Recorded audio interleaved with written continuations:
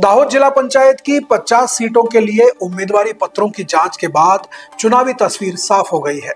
इस बार वर्षों से चली आ रही भाजपा और कांग्रेस की सीधी लड़ाई टूटती दिख रही है, क्योंकि 50 में से सिर्फ एक सीट पर दोनों दलों के बीच सीधा मुकाबला है, जबकि 48 सीटों पर त्रिकोणीय या चतुष्कोणीय या पंचकोणीय जंग तय है।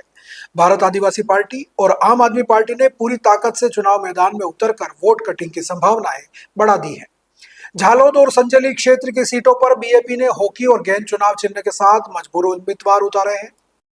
झालोद और संजली क्षेत्र की सीटों पर बीएपी ने हॉकी और गेंद चुनाव चिन्ह के साथ मजबूत उम्मीदवार उतारे हैं। संजली की एक सीट पर पंचकोणीय मुकाबला है, जिसमें भाजपा, कांग्रेस, आम आदमी पार्टी और भारत आदिवासी पार्टी आमने सामने है। हालांकि संजली की ही एक सीट पूरे जिले में ऐसी है जहां भाजपा कांग्रेस में सीधी टक्कर है। झालोद क्षेत्र की अन्य सीटों पर त्रिकोणीय और चतुष्कोणीय मुकाबले हैं।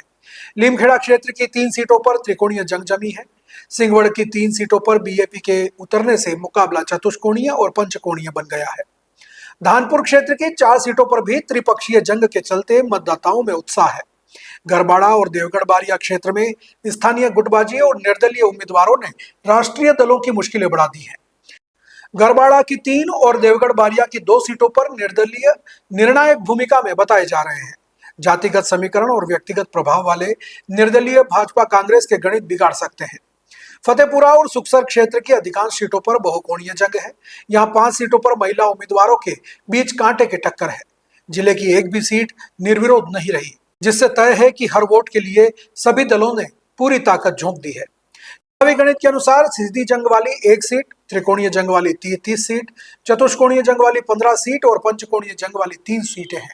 यानी 98% सीटों पर बहुकोणीय मुकाबला है और सिर्फ 2% पर ही सीधी टक्कर है। ऐसे में निर्दलीय और अन्य दल अहम भूमिका निभा सकते हैं। इस बार के चुनाव में पीपेरो सीट निर्विरोध घोषित हुई, जो भाजपा के खाते में गई है। दूसरी तरफ चमारिया सीट पर केवल भाजपा और कांग्रेस के उम्मीदवार ही मैदान में होने से वहां सीधी टक्कर देखने को मिलेगी। जिले की बाकी 48 सीटों पर भाजपा, कांग्रेस और आम आदमी पार्टी के बीच त्रिकोणीय मुकाबला होगा।